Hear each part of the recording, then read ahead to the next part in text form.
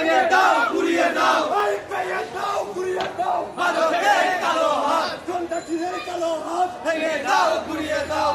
আসলে আমরা এখনো বিষয়টা বুঝে উঠতে পারি না কারা করছে, তবে আমরা চাই এটা সুষ্ঠু বিচার হোক। আমার বন্ধু সাকিব, আমরা একই ক্লাসে পড়ি, একই বেঞ্চে বৈশা পরীক্ষা দেই, তো আমরা ওই জায়গা থেকে আজকে আমরা এই মানববন্ধনে নামছি।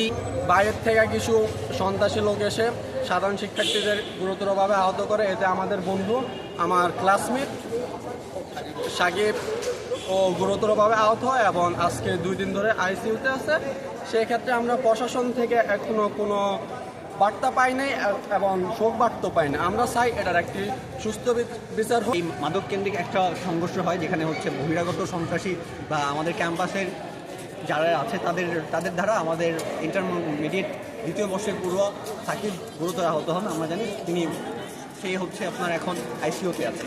তো আমাদের ক্যাম্পাসে মাদক মুক্ত ক্যাম্পাস আমরা চাই, এবং আমরা চাই এই ক্যাম্পাসে যেন কোনো রাজনৈতিক অপশক্তি বা কোনো রাজনৈতিক সন্ত্রাস বা এই নামে যেই সন্ত্রাসটা জেরে উঠতে যাচ্ছে এরকম যেন না হয়।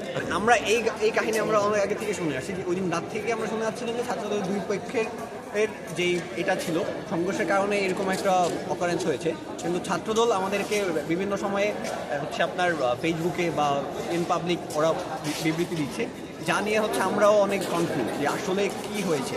তো এটা আমি মনে করি কোনো রাজনৈতিক দলের উপর চাপিয়ে যদি হয় যে রাজনৈতিক ইস্যু, সেটা যেন আমার প্রশাসন, আমার কলেজ বা আইন ব্যবস্থার মাধ্যমে এই জিনিসটা চলে আসে। আমাদের সাধারণ শিক্ষার্থীরা যার উপরে অনুতপ্ত আছে বা যারা আছে, কেউ উদ্দেশ্যপ্রণীত এমন কিছু যেন না করে। যে আমরা চাই না আমাদের আবেগ থেকে বা আমাদের থেকে একটা গুজব ছড়িয়ে যায়।